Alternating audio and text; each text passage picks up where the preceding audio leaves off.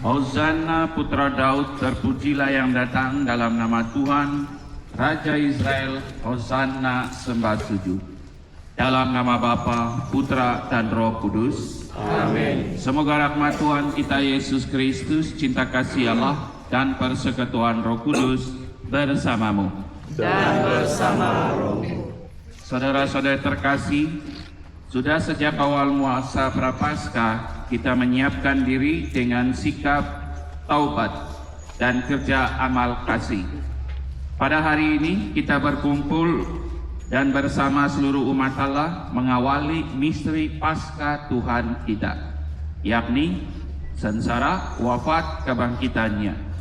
Untuk menggenapi misteri ini, Yesus memasuki Yerusalem kotanya.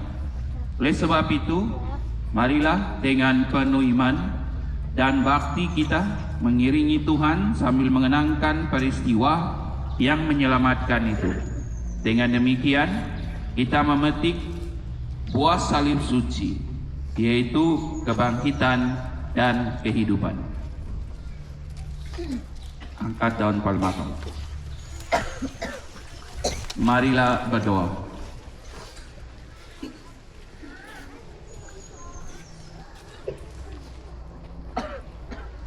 Allah yang Maha Kuasa, kuduskanlah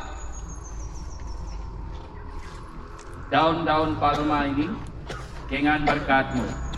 Semoga kami yang mengiringi Raja Kristus dengan penuh sukacita diperkenankan memasuki Yerusalem abadi bersama Dia yang hidup dan berkuasa sepanjang segala masa. Amin.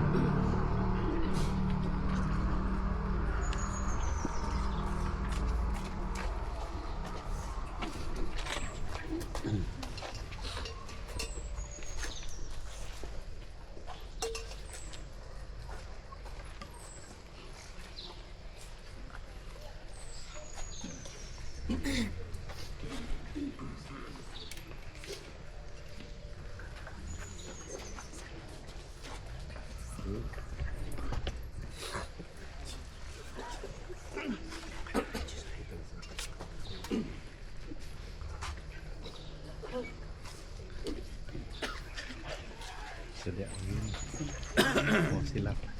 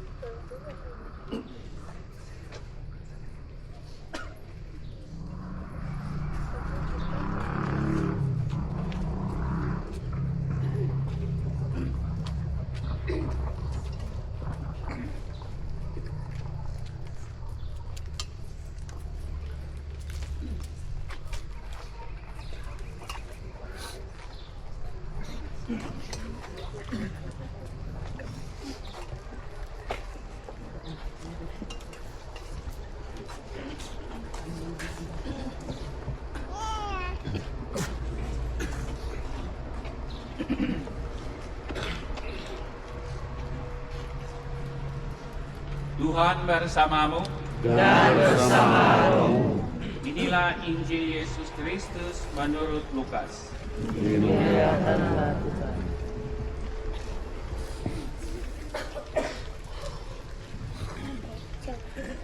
Dalam perjalanannya ke Yerusalem, ketika telah dekat Betfage dan Betania yang terletak di gunung yang bernama Bukit Zaitun, Yesus menyuruh dua muridnya dengan pesan, Pergilah ke kampung itu, dan kamu akan mendapati seekor keledai yang muda tertambat, yang belum pernah ditunggangi orang. Lepaskanlah keledai itu dan bawalah kemari. Dan jika ada orang bertanya kepadamu, mengapa kamu melepaskannya? Jawablah begini, Tuhan memerlukannya. Lalu pergilah kedua murid yang disuruh itu, dan mereka mendapati segala sesuatu seperti yang telah dikatakan Yesus. Ketika mereka melepaskan keledai itu, berkatalah seorang yang mempunyai keledai itu, "Mengapa engkau melepaskan keledai itu?" Kata mereka, "Tuhan memerlukannya." Mereka membawa keledai itu kepada Yesus, lalu mengalasinya dengan pakaian mereka dan menolong Yesus naik ke atasnya. Dan sementara Yesus mengendarai keledai itu, mereka menghamparkan pakaian di jalan. Ketika Yesus sudah dekat Yerusalem, di jalan yang menurun dari Bukit Zaitun, mulailah semua orang yang mengiring dia bergembira dan memuji Allah dengan suara nyaring, oleh karena segala mujizat yang telah mereka lihat. Kata mereka, "Diberkatilah dia yang datang sebagai Raja dalam nama Tuhan. Damai sejahtera di surga dan kemuliaan di tempat yang maha tinggi." Beberapa orang Farisi yang turut dengan orang banyak itu berkata kepada Yesus, "Guru, tegurlah murid-muridmu itu." Jawab Yesus kepada mereka, "Aku berkata kepadamu, jika mereka ini diam, maka batu-batu ini akan berteriak." Demikianlah Injil Tuhan. Terpujilah Kristus. Shalom, selamat pagi saudara dan saudari. Sebentar lagi kita akan menyongsong Yesus memasuki kota Yerusalem. Dan kita tahu kenapakah Yesus memasuki kota Yerusalem? Yesus masuki kota Yerusalem untuk memenuhi kehendak Bapaknya. Kehendak Bapaknya satu perkara, dan juga atas dasar kasih Dia begitu besar kepada kita juga satu perkara lagi. Dan kedua-dua dia ini, yaitu tindakan menurut kehendak Bapa dan juga tindakan kasih-Nya kepada bangsa manusia untuk Dia memasuki di sana. Dan kita mengetahui apakah sebabnya Dia akan masuk ke dalam Yerusalem dan apakah yang akan terjadi kepadanya di kota Yerusalem sebenarnya. Dan sebelum Dia memasuki kota Yerusalem, kita dengar tadi bagaimana orang-orang memuji, memuliakan kemasukan Kristus ini dengan mengatakan Hosana ataupun diberkatilah Dia. Kenapa mereka katakan begitu kepada Yesus? Sememangnya oleh karena orang-orang bangsa-bangsa Israel mengetahui bahwa mereka sedang menunggu kedatangan Kristus atau Mesias, penyelamat mereka.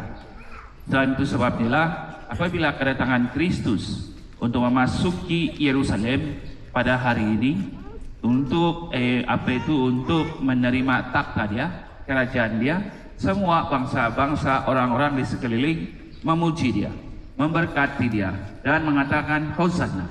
Hosana, itu diberkatilah yang datang dalam nama Tuhan. Hosana, Dia penyelamat kita yang telah datang, Dia katakan pada hari ini.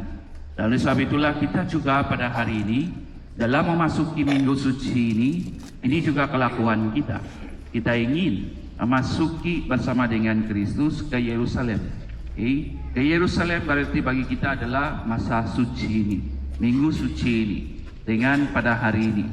Dan apakah yang akan terjadi di Yerusalem semuanya bergantung kepada harapan kita dan apakah yang kita inginkan. Tapi dalam perangan ini yang kita inginkan. Kita mau masuk bersama Kristus di Yerusalem dan masuki minggu suci ini. Dan kita mau mengeluh-elukan Dia karena kita tahu, kita percaya untuk apakah Dia datang ke Yerusalem tersebut. Dan untuk itulah kita mau pada hari ini dengan hati yang terbuka dan juga dengan hati yang mau bersuka cita kita mau mengikuti Kristus. Itu sebabnya setiap kita yang ada daun palma pada hari ini memperingatkan kepada kita bahwa kita ingin masuk bersama Dia, bukan sekadar tetapi dengan sesungguhnya. Karena kita tahu juga daun palma ini adalah lambang bukan sejak tadi seperti dia katakan kepada kita adalah sesuatu yang diletakkan di atas jalan raya, tapi bagi kita pada hari ini yang membawa makna yang sangat dalam bagi kita. Dan sebab itulah kita mau membawa dia sebagai lambang bagi kita setiap diri kita, karena melalui dia kita benar-benar mau mengikuti Kristus dalam peristiwa yang akan dia laksanakan di kota Yerusalem ini. Dengan itu saudara-saudari, dengan hati yang terbuka, marilah sekarang kita menyongsong Kristus untuk memasuki Yerusalem bersama dengan semua bangsa, menyanyikan dia, diberkatilah dia yang datang. Ini yang datang sebagai Raja dalam damai Tuhan, damai sejahtera di surga dan kemuliaan di tempatnya yang maha tinggi. Dan dengan itu marilah kita mulakan pergerakan kita ini dalam damai.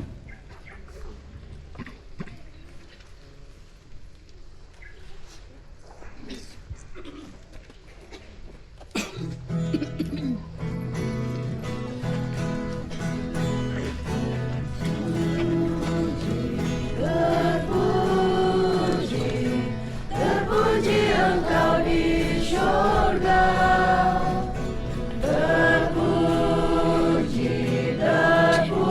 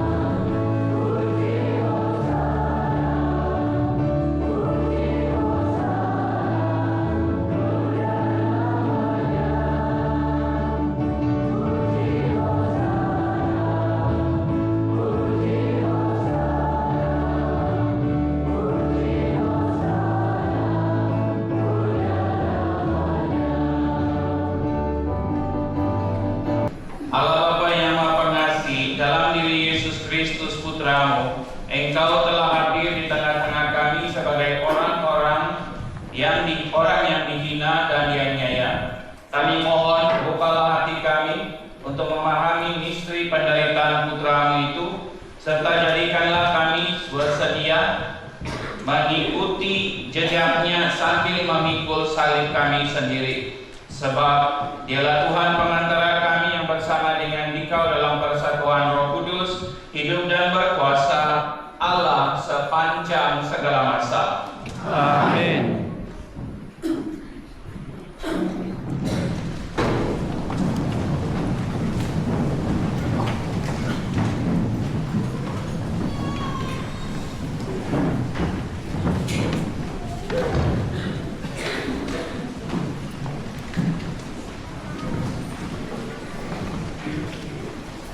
Pembacaan dari kitab Yesaya. Tuhan telah memberikan kepadaku lidah seorang murid, supaya dengan perkataanku aku dapat memberi semangat baru kepada orang yang letih dan lesu. Setiap pagi dia mempertajamkan pendengaranku untuk mendengar seperti seorang murid. Tuhan Allah telah membuka telingaku dan aku tidak memberontak, tidak berpaling ke belakang. Aku memberi punggungku kepada orang-orang yang memukul aku, dan pipiku kepada orang-orang yang mencabut janggutku. Aku tidak menyembunyikan mukaku ketika aku dinodai dan diludahi. Tetapi Tuhan Allah menolong hatiku sendiri, teguh gunung batu, karena aku tahu bahwa aku tidak akan mendapat malu. Demikianlah sabda Tuhan. Syukur kepada Allah.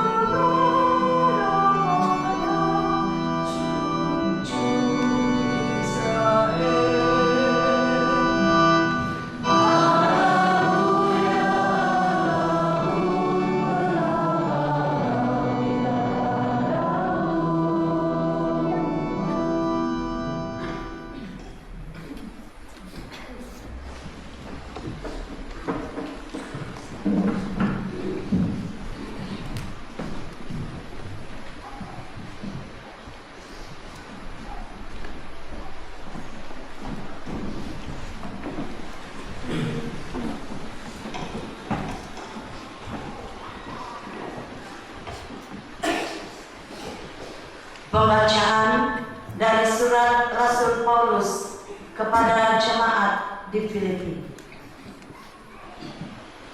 Saudara-saudara, walaupun dalam rupa Allah, Kristus Yesus tidak menganggap kesetaraan dengan Allah itu sebagai milik yang harus dipertahankan.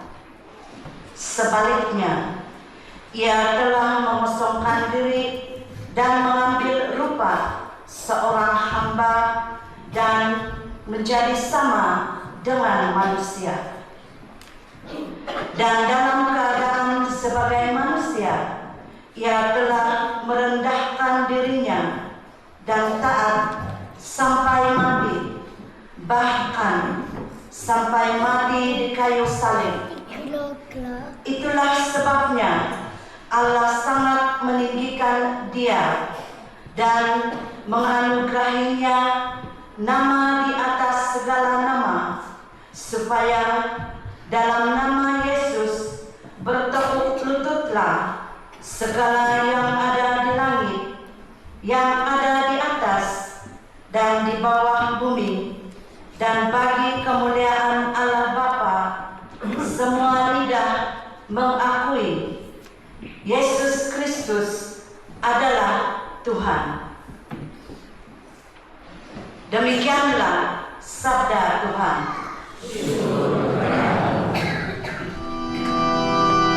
Terpujilah Kristus Tuhan, Raja mulia dan kekal.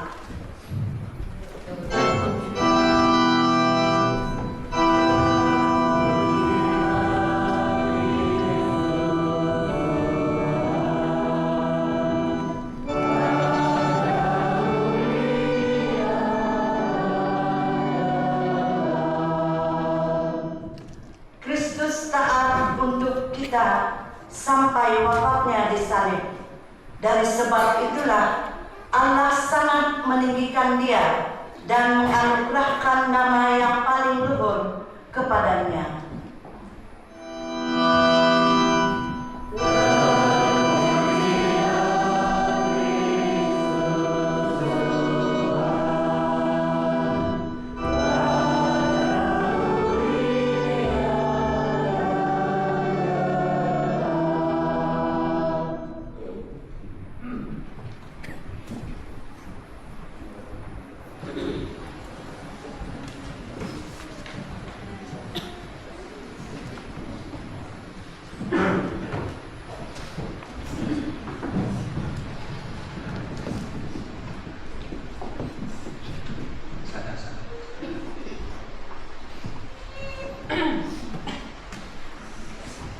Inilah kisah kesengsaraan Tuhan kita Yesus Kristus menurut Lukas.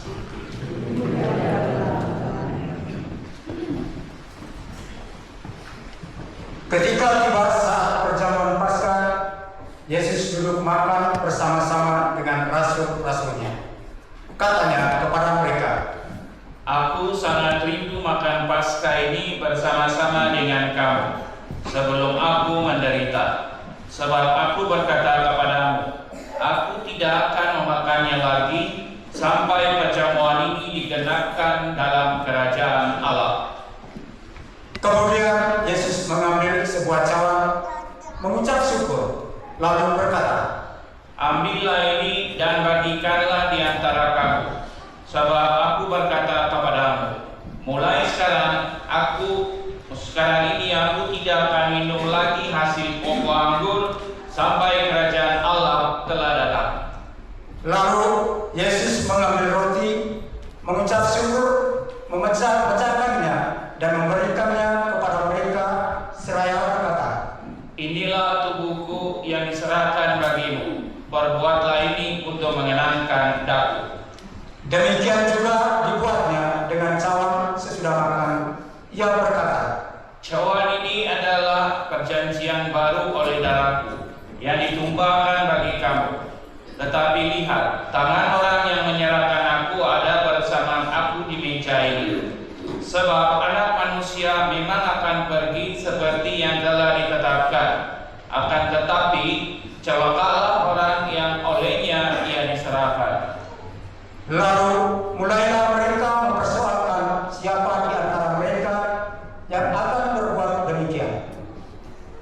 terjadilah juga pertengkaran di antara murid-murid Yesus tentang siapa yang dapat dianggap terbesar di antara mereka. Yesus berkata kepada mereka, Raja-raja pada bangsa memerintah rakyatnya, dan orang-orang yang menjalankan kuasa atas mereka disebut pelindung. Tetapi janganlah demikian di antara kamu. Yang terbesar di antara kamu hendaklah menjadi sebagai yang paling muda, dan yang memimpin menjadi pelayan. Sebab siapakah yang lebih besar, yang duduk makan atau yang melayani? Bukankah yang duduk makan? Tetapi aku di tengah-tengah kamu sebagai pelayan.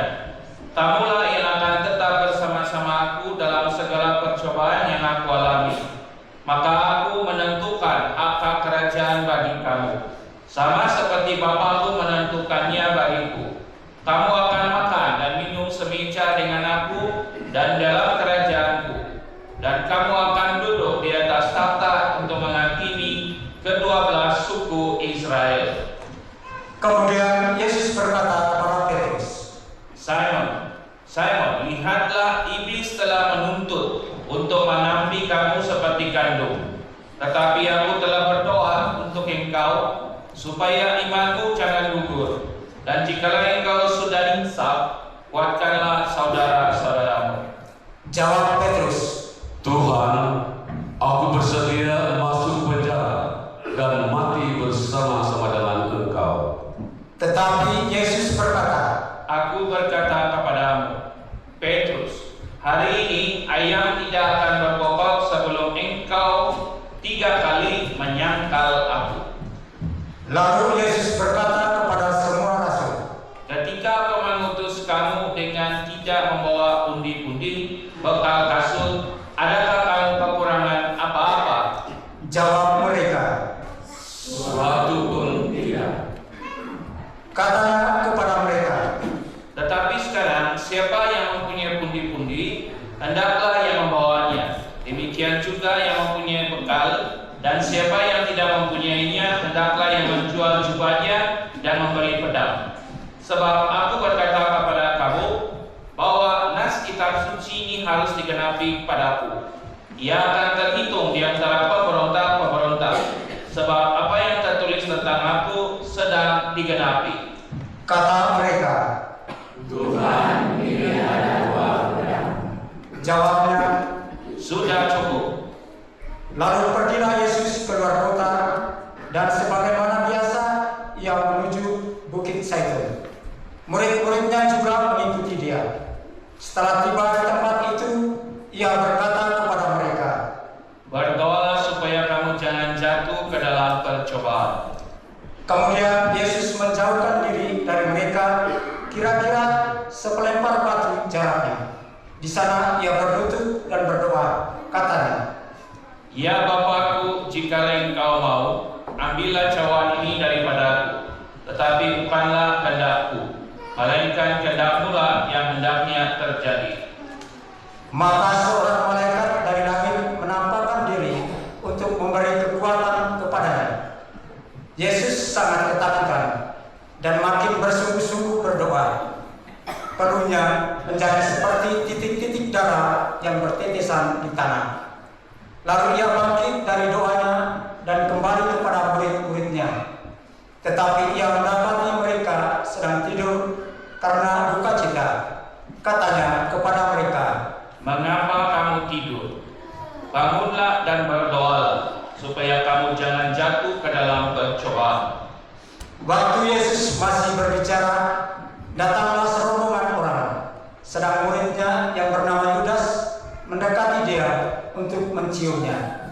Maka kata Yesus kepadanya, Hai Yudas, engkau menyerahkan anak manusia dengan ciuman.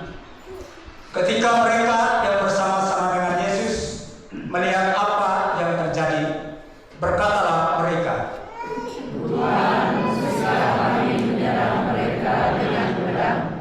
dan seorang dari mereka menyerang hamba Imam Agung sehingga putuslah telinga kanannya. Tetapi Yesus berkata, Sudahlah. lalu Yesus menjamah telinga orang itu dan menyembuhkannya. Maka Yesus berkata kepada Imam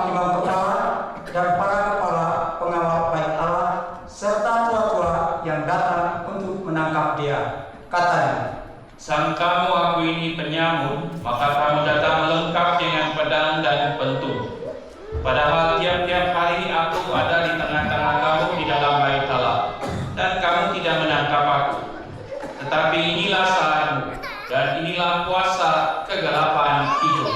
Lalu Yesus ditangkap dan dibawa dari tempat itu. Ia digiring ke rumah Imam Agung, dan Petrus mengikuti dari jauh. Di tengah-tengah halaman rumah itu, orang memasang api, dan mereka duduk mengelilinginya. Petrus juga duduk di tengah-tengah mereka. Seorang hamba perempuan melihat dia duduk dekat api. Ia mengamat-amati Petrus, lalu berkata, Orang ini juga bersama-sama dengan Yesus. tetapi Petrus menyangkal, katanya, Bukan, aku tidak mengenal dia. Tidak berapa lama kemudian seorang lain melihat dia, lalu berkata, Engkau juga seorang dari mereka. tetapi Petrus berkata, Bukan, aku bukan seorang dari mereka. dan kira-kira sejam kemudian seorang lain lagi berkata dengan tegas, Sungguh, orang ini juga bersama-sama dengan Yesus, sebab ia juga orang Galilea. tetapi Petrus berkata, Bukan, aku tidak tahu apa yang engkau katakan. seketika itu juga, sementara Petrus berkata, berkokoklah ayam. Lalu berpalinglah Tuhan memandang Petrus. Maka teringatlah Petrus bahwa Tuhan telah berkata kepadanya, sebelum ayam berkokok pada hari ini, engkau telah 3 kali menyangkal aku. Lalu Petrus pergi keluar dan menangis dengan sedih. Sementara itu, Yesus diolok-olok dan dipukuli oleh orang-orang yang menahannya. Mereka menutupi muka Yesus dan bertanya, Coba katakan, siapa yang memukul engkau? dan banyak lagi hujat yang mereka ucapkan kepadanya. Setelah hari siang, berkumpullah sidang para tua-tua bangsa Yahudi, imam-imam kepala, dan ahli-ahli Taurat. Lalu mereka menghadapkan Yesus ke mahkamah agama mereka, katanya, Jikalau engkau adalah Mesias, katakanlah kepada kami. jawab Yesus, Sekalipun aku mengatakannya kepada kamu, namun kamu tidak akan percaya. Dan sekalipun aku bertanya sesuatu kepada kamu, namun kamu tidak akan menjawab. Mulai sekarang, Anak Manusia sudah duduk di sebelah kanan Allah yang Maha Kuasa. kata mereka semua. Jawab Yesus. Kamu sendiri mengatakan bahwa akulah Anak Allah. Lalu kata mereka, Untuk apa engkau menuduh kesaksian kami? Kita telah mendengarnya dari mulutnya sendiri. lalu bangkitlah seluruh sidang itu, dan Yesus dibawa menghadap Pilatus. Di situ mereka mulai menuduh dia, katanya,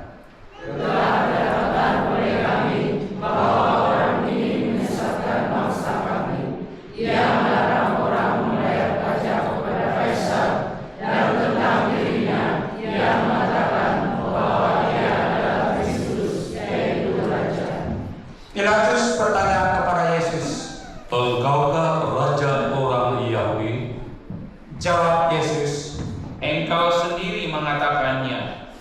Kata Pilatus kepada imam-imam kepala dan seluruh orang banyak itu, Aku tidak menemukan kesalahan apapun pada orang ini. tetapi mereka makin kuat mendesak, katanya,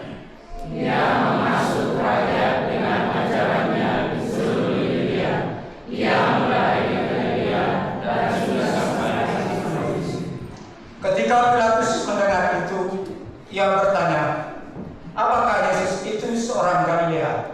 Dan ketika ia tahu bahwa Yesus seorang dari wilayah Herodes, Pilatus mengirim dia menghadap Herodes yang pada waktu itu ada juga di Yerusalem. Ketika melihat Yesus, Herodes sangat girang, sebab sudah lama ia ingin melihat Yesus, karena ia sering mendengar tentang dia. Lagi pula ia berharap dapat melihat bagaimana Yesus mengadakan suatu tanda. Ia mengajukan banyak pertanyaan kepada Yesus, tetapi Yesus tidak memberi jawab apapun. Sementara itu imam-imam kepala dan ahli-ahli Taurat maju ke depan dan melontarkan tuduhan-tuduhan yang berat terhadap Yesus. Maka mulailah Herodes dan pasukannya menista serta mengolok-olok Yesus. Ia mengenakan jubah kebesaran kepada Yesus, lalu mengirim dia kembali kepada Pilatus. Dan pada hari itu juga bersahabatlah Herodes dan Pilatus yang sebelumnya bermusuhan.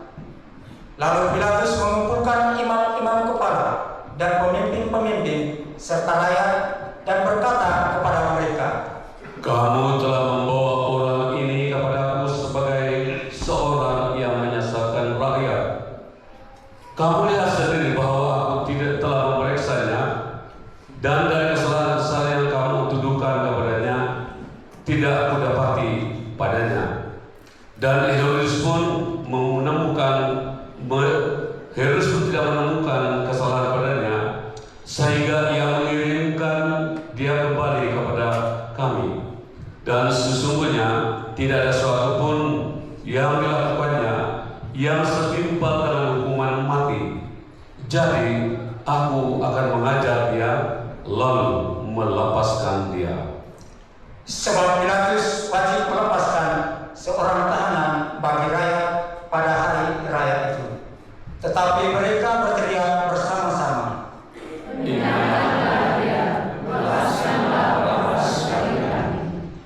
Barabas ini dimasukkan ke dalam penjara berhubung dengan suatu pemberontakan yang telah terjadi di dalam kota dan karena pembunuhan.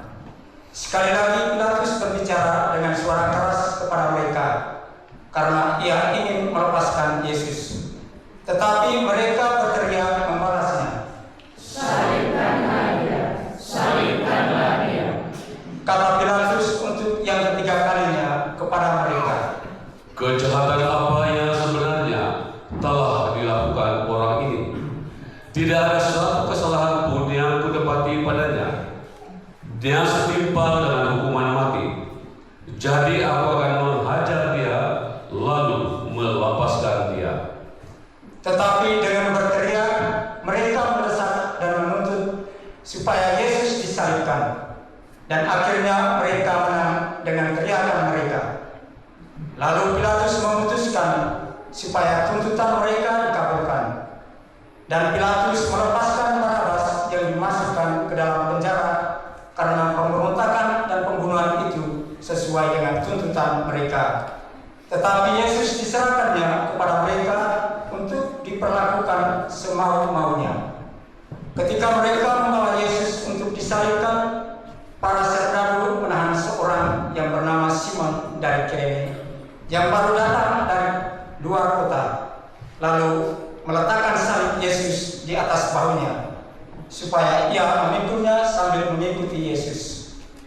Sejumlah besar orang mengikuti Yesus, di antaranya banyak perempuan yang menangisi dan meratapi dia. Yesus berpaling kepada mereka dan berkata, "Hai putri-putri Yerusalem, janganlah kamu menangisi aku, melainkan tangisilah dirimu sendiri dan anak-anakmu. Sebab lihat, akan tiba masanya orang berkata, berbahagialah perempuan mandul, berbahagialah perempuan yang rahimnya tidak pernah melahirkan dan yang tidak pernah menyusui. Maka orang akan mulai berkata kepada gunung-gunung, runtuhlah menimpa kami, dan kepada bukit-bukit timbunilah kami. Sebab jikalau orang berbuat demikian terhadap kayu hidup, apakah yang akan terjadi dengan kayu kering?" Bersama Yesus dikirim juga dua orang lain, yaitu dua penjahat untuk dihukum mati bersama-sama dengan dia. Ketika mereka sampai di tempat yang bernama Tengkorak, mereka menyalibkan Yesus di situ, dan juga kedua orang penjahat itu, yang seorang di sebelah kanannya, yang lain di sebelah kirinya. Yesus berkata, "Ya Bapa, ampunilah mereka, sebab mereka tidak tahu apa yang mereka perbuat." Dan mereka membuat undi untuk membagi pakaian Yesus. Orang banyak berdiri di situ dan melihat semuanya. Pemimpin-pemimpin mengejek Yesus, katanya, "Orang lain tidak diselamatkan, biarlah sekarang dia menyelamatkan dirinya sendiri. Jika ia benar-benar Mesias, orang yang dipilih Allah." Juga prajurit-prajurit mengolok-olok dia. Mereka menunjukkan anggur asam kepadanya dan berkata, "Jika engkau raja orang Yahudi, selamatkanlah dirimu." ada juga tulisan di atas kepalanya, "Inilah Raja orang Yahudi." Salah seorang dari penjahat yang digantung itu mengujar Yesus, katanya, Bukankah engkau adalah Kristus? Selamatkanlah dirimu dan kami. tetapi yang seorang menegur dia, katanya, Tidakkah engkau takut juga tidak kepada Allah? Padahal sedang engkau menerima hukuman yang sama. Kita memang selayak dihukum, sebab kita menerima balasan setimpal dengan perbuatan kita. Tetapi orang ini tidak berbuat sesuatu salah. Lalu ia berkata kepada Yesus, Yesus, ingatlah aku apabila engkau datang sebagai Raja. kata Yesus kepadanya, Aku berkata kepadamu, sesungguhnya pada hari ini juga engkau ada bersama-sama aku di dalam Firdaus. Ketika itu hari sudah kira-kira jam 12, lalu kegelapan meliputi seluruh daerah itu sampai jam 3, sebab matahari tidak bersinar dan tabir bait suci terbelah dua. Lalu Yesus berseru dengan suara nyaring, Ya Bapa, ke dalam tanganmu kuserahkan nyawaku. dan sesudah berkata demikian, Yesus menyerahkan nyawanya.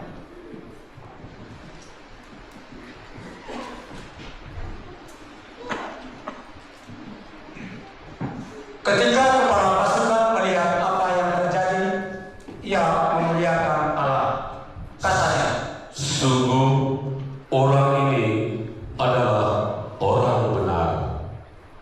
di situ berkerumun pula orang banyak yang datang untuk menyaksikan seluruh peristiwa itu, melihat apa yang terjadi itu. Pulanglah mereka sambil memukul-mukul diri. Semua orang yang mengenal Yesus dari dekat, termasuk perempuan-perempuan yang mengikuti dia dari Galilea, berdiri jauh-jauh dan melihat semuanya itu. Adalah seorang yang bernama Yusuf. Ia anggota majelis agung dan seorang yang baik lagi benar. Ia tidak setuju dengan putusan dan tindakan majelis itu. Ia berasal dari Arimatea, sebuah kota Yahudi, dan ia menanti-nantikan kerajaan Allah. Ia pergi menghadap Pilatus dan meminta jenazah Yesus.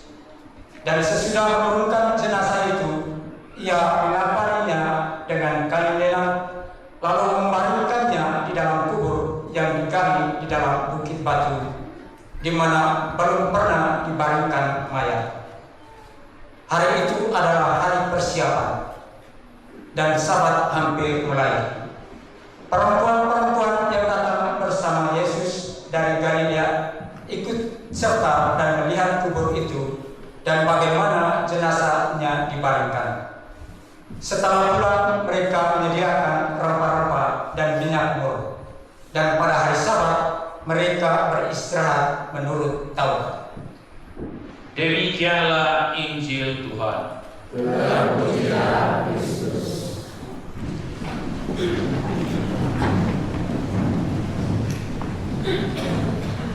Merupakan suatu perayaan yang sangat penting bagi kita, yang mana Kristus mulai dia dengan memasuki kota Yerusalem. Dan kita baru saja telah pun sebelum permulaan tadi kita telah pun memulainya dengan meliputi Kristus memasuki kota Yerusalem dengan memuliakan dia, memuji dia, memberkati dia memasuki kota Yerusalem. Suatu yang cantik saudara dan saudari di dalam perayaan kita pada hari ini, Minggu Palma ini, dia memberikan kita satu panorama yang keseluruhan dia kecuali satu, kepada kesengsaraan Kristus, penderitaan, kesengsaraan dan penderitaan Kristus memasuki Yerusalem bagi kita semua pada hari ini. Suatu yang sangat boleh kita katakan aneh, boleh kita katakan lucu, dan boleh kita katakan juga heran. Kenapa? Karena apabila Kristus memasuki Yerusalem, semua bangsa, semua rakyat pada ketika itu memuji dia, memuliakan dia. Kenapa? Karena mereka sedang menanti, mengharapkan Mesias ataupun Kristus, Mesias penyelamat ini datang kepada mereka untuk membebaskan mereka daripada takutan itu, daripada perempuan itu sebenarnya, yaitu daripada kuasa yang besar itu. Dan itu yang mereka harapkan dan itu yang mereka nantikan. Sebabnya apabila mereka melihat Yesus memasuki Yerusalem, mereka boleh dikatakan mempunyai harapan. Mereka anggap dan belum lagi 100% percaya, tetapi anggap bahwa inilah dia Mesias ini, inilah dia Kristus ini yang akan memasuki kota Yerusalem untuk menyelesaikan, memenuhi Mesias ini dalam kehidupan mereka. Dan sebabnya mereka sangat memuji, sangat memuliakan Kristus untuk memasuki semua ini. So, apabila Kristus sudah berada di tempat itu, di kota Yerusalem, dia bermula dengan perjamuan akhir dengan murid-muridnya dan segalanya. Dia mengakuatkan semua itu. Dan pada hari yang telah ditentukan, bahwa pada hari itulah yang dinantikan orang, dinantikan oleh semua yang menantikan bahwa Kristus akan mewartakan ini, mewartakan bahwa dialah Kristus, dialah Mesias yang akan membebaskan mereka semua ini. Dan dengan kegembiraan mereka datang untuk mau pergi menerima dia ini, menerima Kristus ini. Tapi apa yang mereka dapati apabila mereka itu sampai kepada saat tersebut? Apabila mereka sampai kepada saat tersebut, Kristus telah dibawa kepada Pilatus dan semua dia. Dan apa yang terjadi kita dengar tadi dengan sabda yang begitu panjang. Apabila apa yang terjadi kepada Kristus, yang diharapkan manusia, rakyat, adalah untuk dia menunjukkan kuasa dia, kekuatan dia. Tapi apa yang dia dapat kepada Yesus adalah seorang yang lemah, yang kena tampar, yang kena ludah, yang kena hina, kena caci, kena aniaya. Dan bagi mereka ini adalah suatu skandal. Bagi mereka lagi ini adalah satu kesalahpahaman mereka terhadap Kristus ini, terhadap Yesus ini. Dan itu sebabnya mereka 360 degree mereka mengubah attitude mereka, mengubah mereka punya pendirian. Daripada mereka mengalu-alukan dia bahwa bila masuk ke Yerusalem dia dalam Mesias, tapi bila Yesus seperti Yesaya dalam Yesaya mengatakan pada hari ini, sebagai seorang hamba yang kena tampar, kena nodai dan kena aniaya, mereka tidak dapat terima. Mereka tidak dapat terima kepada ini, kepada ini, kepada situasi ini, kepada kebenaran ini, dan mengatakan kepada diri mereka, kita telah salah percaya, salah anggap kepada orang ini. Karena bagi mereka ini adalah satu pembohongan bagi mereka. Dan itu sebabnya bagi mereka kita telah dibohongi, kita telah ditipui. Dan itu sebabnya kita dengar tadi apabila Kristus berhadapan dengan penghakiman manusia ini, semua apa yang mau kepada dia, karena apa itu patah hati, merasa telah dikhianati dan semuanya apa yang mereka inginkan kepada Kristus, dan mereka katakan salibkanlah dia, karena dia bukanlah Mesias yang sebenarnya, dia bukan itu yang akan membantu, salibkanlah dia, dan kubur ke semua dia, lakukan dia, salibkan dia. Kami tidak dapat terima dia ini. Kami karena rasa dibohongi, sebenarnya sama dalam perkara ini. Jadi itu sebabnya kita lihat begitu pindik masa orang-orang itu boleh berubah pendirian mereka, mengubah mereka punya pengertian dan mengatakan salibkanlah dia. Salibkanlah dia, kesalahpahaman mereka terhadap itu semua dia. Karena apa yang mereka harapkan kepada Kristus adalah seseorang yang akan membawa bala tentera dari surga, membawa semuanya, menghapuskan kerajaan Roma, dan mereka akan bebas. Tapi apa yang mereka lihat, semuanya kolap, semuanya runtuh, bukan yang seperti mereka harapkan, dan mereka tidak mau percaya, dan mereka memasangkan Kristus. Dari sebab itulah pada hari ini mereka katakan, apakah Mesias ini sebenarnya? Mesias yang bagaimanakah dia ini yang sebenarnya? Yang harus dia datang sini, sepatutnya dia kalahkan musuh ini, sebenarnya hancurkan mereka, musnahkan mereka. Tapi apa yang berlaku pada hari ini? Dia pula yang disensarakan, dia pula yang telah diadu, dan mereka tidak mengenali lagi. Mula-mula mereka anggap dia itu siapa, tapi pada ketika itu mereka tidak mengenali. Petrus pun menyangkal Kristus 3 kali dengan mengatakan tidak kenal siapakah dia itu pada hari ini. Dan dengan penyangkalan itu membuatkan, karena bagi mereka ianya harus sesuatu yang seperti mereka bayangkan seorang Mesias seorang ini. Tetapi apa yang berlaku kepada manusia sebenarnya, mereka tidak tahu kebenaran. Apa yang mereka lihat di luaran saja dan menganggap itulah yang benar. Malahan mereka tidak sadar apakah kebenaran seluruhnya pada hari ini. Apakah kuasa, apakah kerajaan yang di bawah Kristus pada hari ini adalah suatu kerajaan, suatu kuasa yang manusia tidak dapat pun melakukan dia.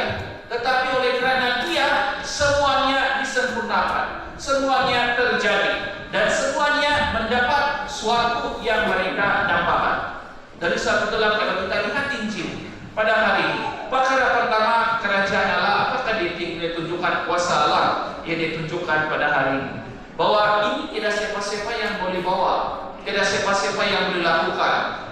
Seperti 2 gajah yang sedang bergaduh di tengah-tengah, apa yang mati saya tidak tahu, dan hancur. Itu saja yang mereka anggapkan, bahwa 2 kuasa yang besar ini akan membawa kehancuran. Tetapi apa yang Kristus lakukan kepada Pilatus dan Herodes, membawa perdamaian yang luar biasa, yang tidak ada manusia, satu manusia pun yang boleh membawa perdamaian ini. Karena Herodes dan juga Pilatus bermusuhan karena kuasa, dan mereka senantiasa sedang menghantam satu sama yang lain. Tetapi oleh karena penyerahan Kristus, penyerahan dia ini, kita tahu seperti dalam pembacaan kedua mengatakan pada hari ini dari surah Rasul Paulus kepada Filipi, dia adalah Allah, putra Allah, tapi datang ke dunia ini mengosongkan diri dia, mengambil sebagai rupa hamba, dan membenarkan diri dia dikorbani. Untuk apa? Untuk membawa sesuatu yang sangat luar biasa, yang manusia kerajaan apapun tidak dapat lakukan. Pertama adalah perdamaian di antara Pilatus dan Herodes, yang mana semua orang anggap itu akan menjadi satu pertempuran yang luar biasa. Tapi oleh karena pengorbanan Kristus menyerahkan diri dia pada hari ini untuk disiksa dan untuk dianiaya, Pilatus dan Herodes menemui perdamaian, dan mereka sangat berdamai, dan mereka menjadi kawan yang sangat intim lagi menurut komentar. Dan Kristus apa yang telah dilakukan itu sebenarnya tidak kuasa di dunia ini boleh lakukan, bukan dengan kekuasaan, bukan dengan kekerasan, tetapi dengan pengorbanan. Dan inilah Kristus berikan kepada mereka. Dan apabila Kristus telah melakukan itu dalam perjalanan dia, kita lihat juga bahwa dia bilang perempuan-perempuan menangisi. Dan apakah jawaban Yesus kepada perempuan-perempuan tersebut? Jangan engkau menangisi aku, menangisilah pada dirimu dan anak-anakmu. Karena dia katakan, berbahagialah perempuan yang mandul, berbahagialah perempuan yang tidak pernah menyusui. Karena dia katakan pada hari ini, dengan demikian kau boleh katakan kepada gunung untuk timbangkan dia, timbulkan dia. Apa arti Kristus mengatakan kepada perempuan-perempuan itu?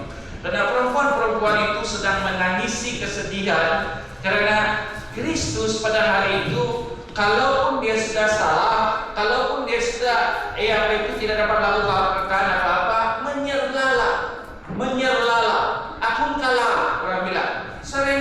sajalah, supaya kau tidak akan mendapat kesiksaan ini. Serenda sajalah, akunkanlah, menyerah sajalah.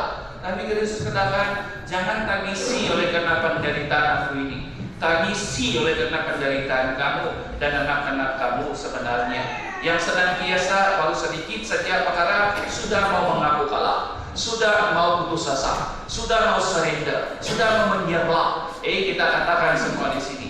Dan Kristus katakan pada hari ini, no, itu sebagaimana kau tangisilah diri kau, tapi jangan tangisi sia, karena penderitaan yang saya alami, penganiayaan, kesengsaraan yang saya alami ini, akan membawa sesuatu pengharapan yang sangat luar biasa.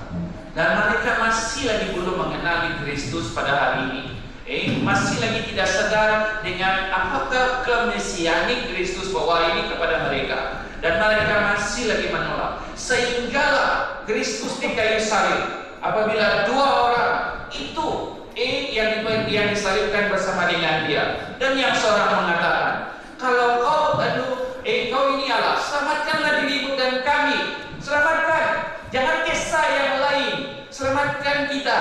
Kita yang harus diselamatkan. Mereka itu semuanya hanya memusnahkan kita. Selamatkan diri kita saja, selamatkan kau dan selamatkan kita. Dia katakan pada hari ini, penjenayah yang satulah. Dan apa yang diinginkan adalah hanya penyelamatan sekadar, untuk lari daripada penderitaan itu, lari daripada apa yang dia sedang hadapi. Dan dia katakan kepada Yesus, selamatkan dirimu dan kami, dan kita akan selamat. Tapi dengan itu dia masih lagi belum kenal, belum ada seorang pun yang kenal siapakah Kristus itu sebenarnya, apakah Mesias ini sebenarnya. Akhirnya yang penjenayah yang seorang lagi, kau tidak takutkah mengatakan ini kepada dia? Dia katakan, kita dilakukan ini karena kita punya kesalahan. Tapi dia tidak mempunyai kesalahan. Dia katakan kepada ini. Lalu saat itulah dia berkata kepada Yesus, ya Yesus, sekiranya engkau berada di kerajaan, menjadi raja di kerajaanmu, ingatilah. Dia kenal siapa Kristus. Dia sadari siapa Kristus ini, dan dia tahu apa kuasa mesianik yang dia ada sebenarnya, kuasa yang sebenarnya dia ada. Dia kenal perkara tersebut. Dan apakah janji Kristus? Berbahagialah. Pada hari ini juga engkau akan bersamaku di Firdaus. Dan apakah Firdaus itu sebenarnya? Firdaus adalah tanah perjanjian.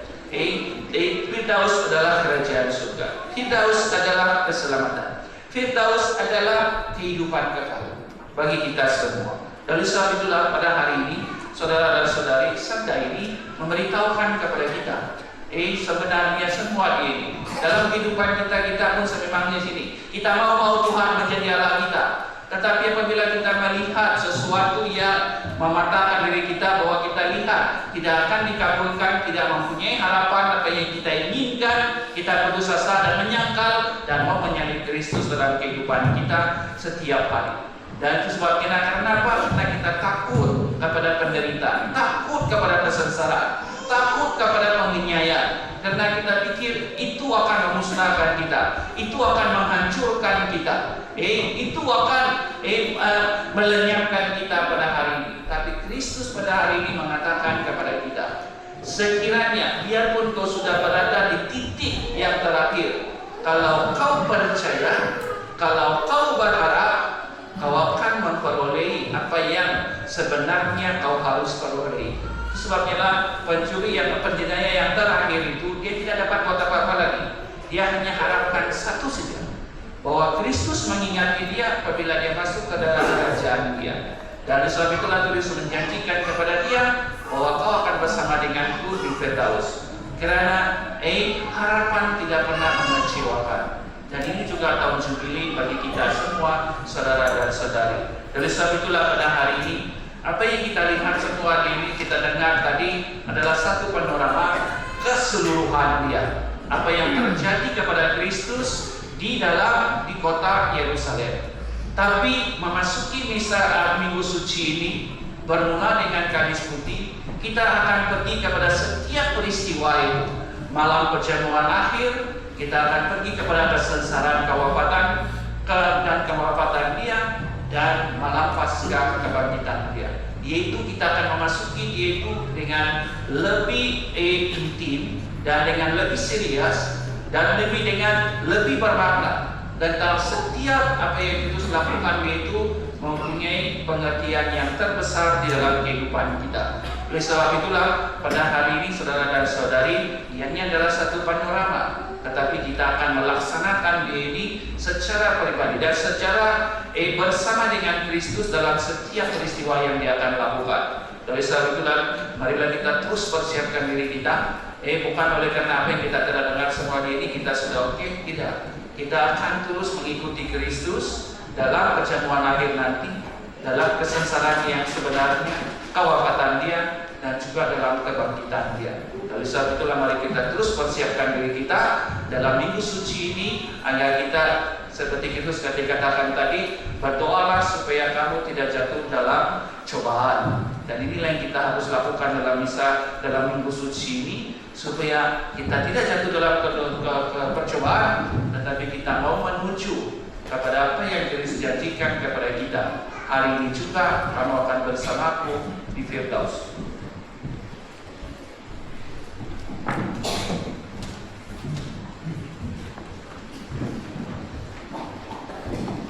Saudara dan saudari, setelah disegarkan oleh sabda Tuhan dan ajaran gereja, maka sekarang marilah kita menyatakan iman kepercayaan kita dengan mengucapkan syahadat.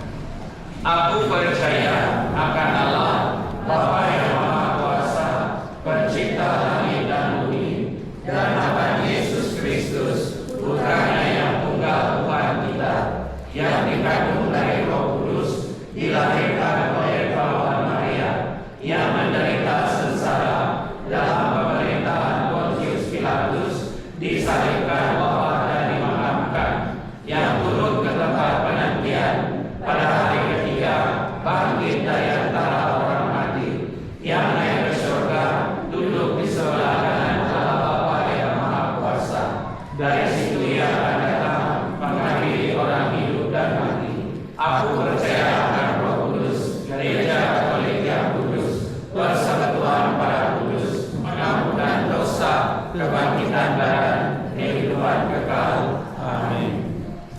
Bersama Yesus yang taat sampai wafat, tetapi junjung tinggi oleh Bapaknya, marilah kita menghadap Bapa dan berdoa.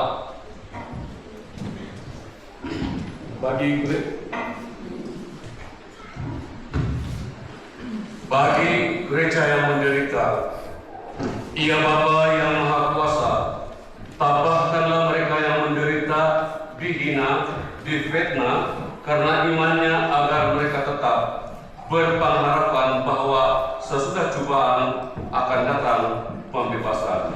Kami mohon, Kabulkanlah doa kami ya Tuhan. bagi para pemimpin masyarakat, Ya Bapa yang Maha Kuasa, dampingilah para pemimpin masyarakat kami agar dengan tabah terhadap memperjuangkan kesejahteraan umum dan tidak tergoda untuk mementingkan kepentingan diri sendiri. Kami mohon, Kabulkanlah doa kami ya Tuhan. bagi sanak saudara yang menderita, Ya Bapa yang penuh dengan kasih, berkatilah dan dampingilah saudara-saudari kami yang sedang mengalami penderitaan, agar dengan rela dan penuh iman mempersatukan penderitaannya dengan penderitaan Kristus demi keselamatan sesama. Kami mohon, Kabulkanlah doa kami ya Tuhan.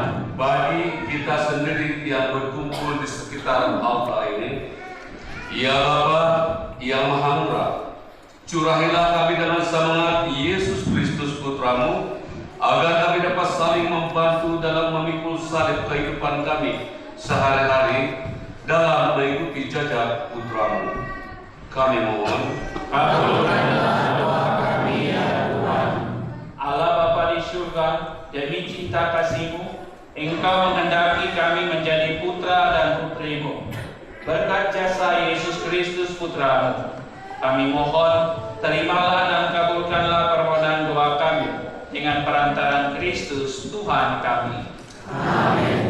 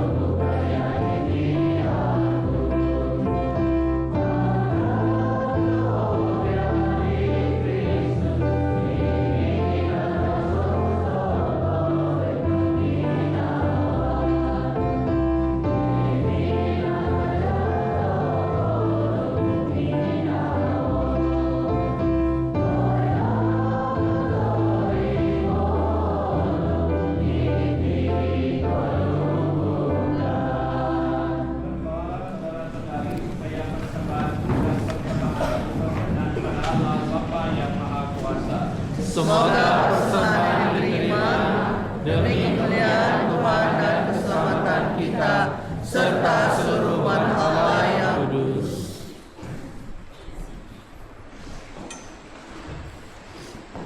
Ya Allah, semoga oleh penderitaan Putra Tunggal-Mu, perdamaian-Mu dengan kami semakin mendekat. Kami tidak mampu mencapainya dengan usaha kami sendiri, namun kami sudah merasakannya melalui korban yang penuh daya ini, dan karena belas kasih-Mu dengan perantaraan Kristus Tuhan kami. Amin. Tuhan bersamamu Dan bersama rohmu. Marilah mengarahkan hati kepada Tuhan. Sudah kami aminkan. Marilah bersyukur kepada Tuhan Allah kita. Sudah layak dan sepantasnya. Sungguh layak dan sepantasnya bahwa kami selalu dan dimanapun bersyukur kepadamu, Tuhan Bapa yang kudus, Allah yang Maha Kuasa dan kekal, dengan perantaraan Kristus Tuhan kami. Dia yang tidak bersalah rela menderita bagi orang berdosa dan rela dihukum dengan tidak adil bagi orang jahat. Wafatnya menghapus dosa kami dan kebangkitannya menyelamatkan kami. Maka bersama semua malaikat kami pun memuji Dikau dan bersorak gembira sambil berseru.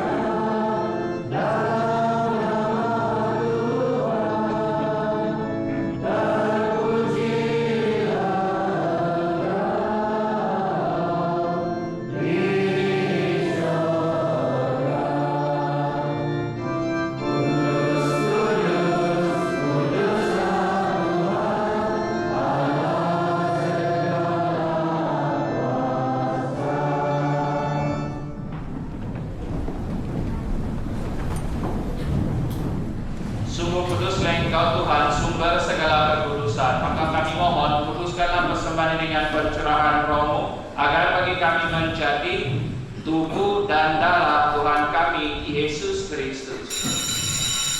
Ketika Dia diserahkan untuk menanggung sengsara dengan rela, Dia mengambil roti, dan sambil mengucap syukur, Dia memecah-mecahkan, lalu berikannya kepada murid-muridnya, seraya berkata,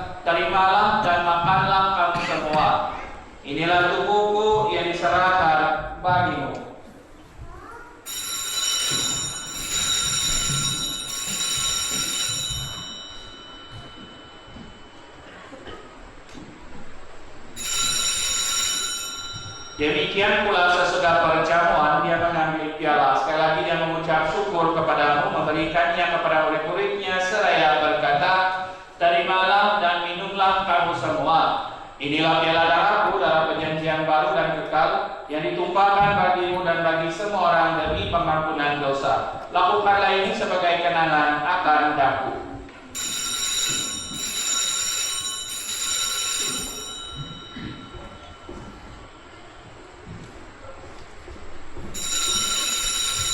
Marilah menyatakan misteri iman kita.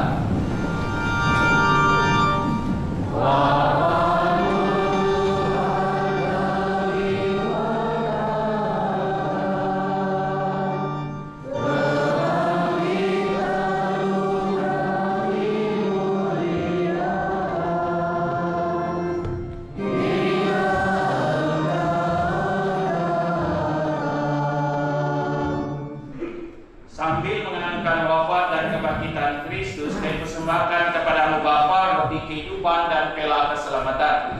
Kami bersyukur sebab kami Engkau anggap layak menghadapi Engkau dan berbakti kepadamu. Dan kami mohon semoga kami menerima tubuh dan darah Kristus dihimpun menjadi satu umat oleh Roh Kudus. Ingatlah Tuhan akan gerejamu yang tersebar di seluruh bumi, agar Engkau menyempurnakannya dalam cinta kasih, dalam persatuan dengan Paus kami Francis dan Uskup kami John serta semua rohaniwan. Ingatlah juga akan saudara-saudari kami yang telah meninggal dengan harapan akan bangkit dan akan semua orang yang telah berpulang dalam karya iman-Mu, dan terimalah mereka dalam cahaya wajah-Mu. Kami mohon kasihanilah kami semua agar kami Engkau terima dalam kebahagiaan abadi bersama Santa Perawan Maria Bunda Allah, Santo Yosef mempelainya, para rasul dan semua orang kudus sepanjang masa yang hidupnya berkenan padamu. Semoga kami pun Engkau perkenankan turut serta memuji dan muliakan Engkau dengan perantaraan Yesus Kristus Putra-Mu. Dengan pengantaran Dia, bersama Dia dan dalam Dia, bagi Maula Bapa yang Maha Kuasa dalam persekutuan dengan Roh Kudus, segala hormat dan kemuliaan sepanjang segala masa. Amin.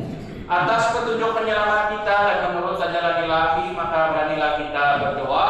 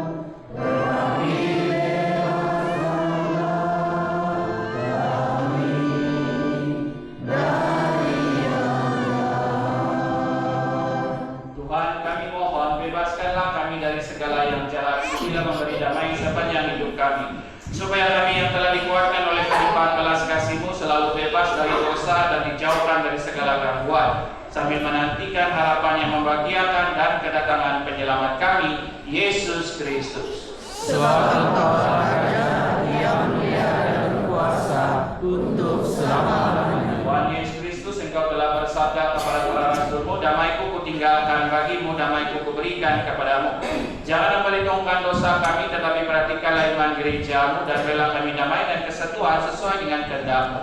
Engkau yang hidup dan meraja sepanjang segala masa. Amin. Damai Tuhan selalu bersamamu Dan bersama marilah kita saling memberikan salam damai. Salam damai. Amin.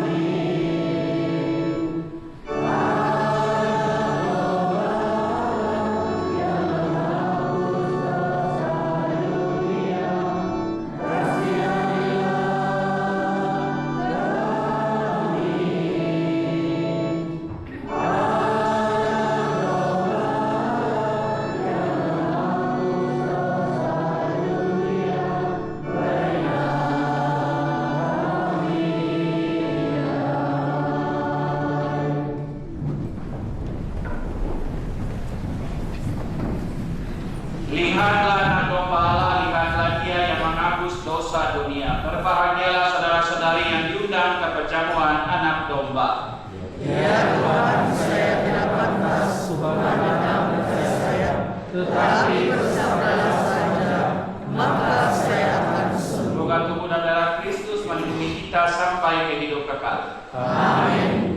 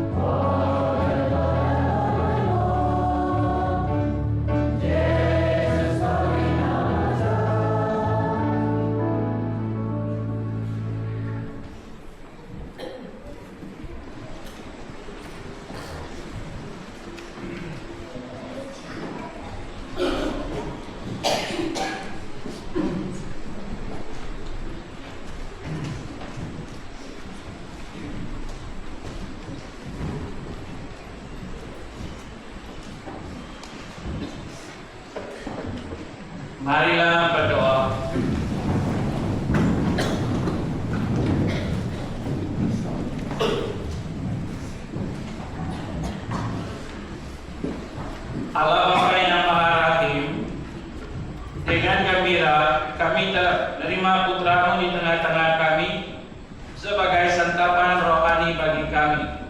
Kami mohon kuatkanlah kami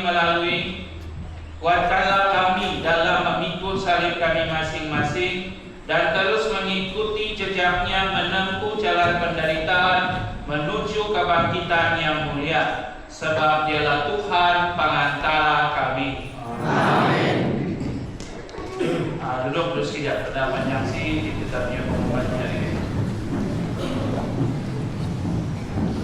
Pertama adalah sampul musim derma musim puasa.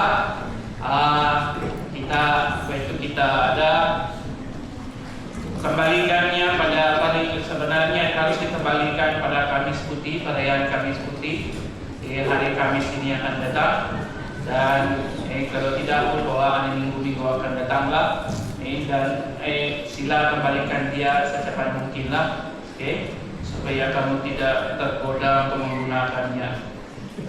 So, selain daripada itu, yang kita punya lihat juga dalam pengumuman, yaitu Ziarah Jubilee Harapan Saint Peter Kudat.